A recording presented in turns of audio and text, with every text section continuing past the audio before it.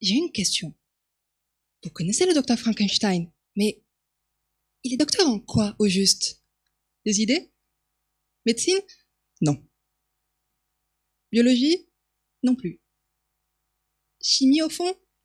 Vous avez raison, on s'approche. En fait, Frankenstein est un génie de l'animation de la matière inerte. Un pionnier dans l'art de donner du mouvement à ce qui devrait rester inerte. Et moi, j'ai fait pareil. Enfin non, rassurez-vous, je ne travaille pas sur des cadavres. Moi, ce que j'anime, c'est des membranes de filtration. Un matériau méconnu pour vous visiblement, et pourtant indispensable à votre quotidien. Prenez l'eau que vous buvez et utilisez chaque jour sans même vous en rendre compte. Pour la rendre potable, les industriels utilisent des membranes de filtration. Des fines couches de matériaux percées de minuscules trous comme des passoires, à la différence qu'elles retiennent virus, bactéries et micropolluants pour ne laisser passer que de l'eau propre à votre consommation. Mais ces membranes, aussi efficaces soient-elles, ont un défaut. Aïe. Elles sont immobiles, comme le monstre avant son réveil.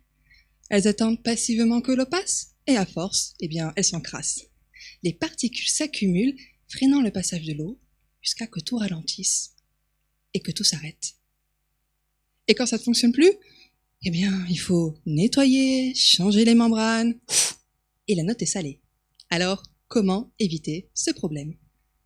En appliquant les enseignements de Frankenstein. J'ai pris une membrane inerte, condamnée à la passivité, et je lui ai insufflé un mouvement, un rythme qui imite les vivants. Mais comment, me direz-vous? C'est là que la magie opère, car j'ai utilisé ce qui vous maintient en vie. Les réactions chimiques qui rythment votre corps. Ces réactions, on les appelle oscillantes, car elles ne s'arrêtent jamais.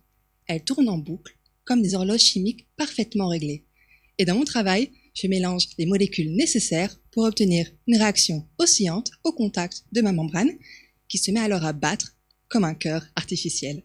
Elle pulse alors l'eau en continu, et ces battements, ces légers frémissements, créent de minuscules turbulences, empêchant les impuretés de s'installer.